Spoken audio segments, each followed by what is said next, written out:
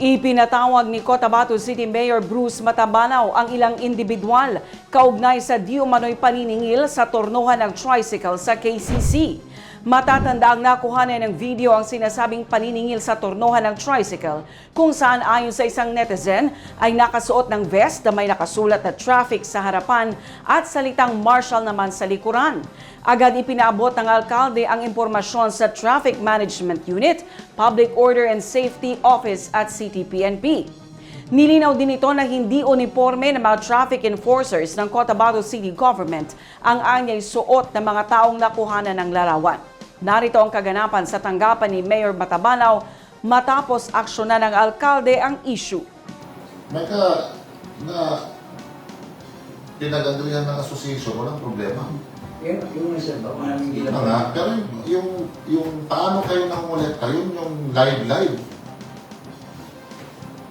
Ama na tanong pangotong. O baka may kotong talaga? Ha?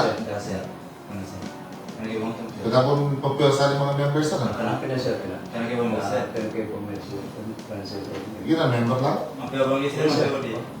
Napagpunganan niya. Napagpunganan niya sir. Nanday kwan, adan agreement to sa neto mamayad. Adat kalatas. Ano nung sa opisina sir? Sa magbayad sila everyday. Sir, kung tayo siya Ano, everyday 10 piso. hindi siguro sa terminal, sa kwanda, daily juice sir, 10 pesos yung... Yun nga, daily juice nga. Maliban doon sa 5 may gis pa. Daily juice. Yun ang para sa association na lupay bubukas ay katapang ng mga membro, katsakit, o... Lugar, opisina. Lugar o opisina ng association sir. Building kay Sandra.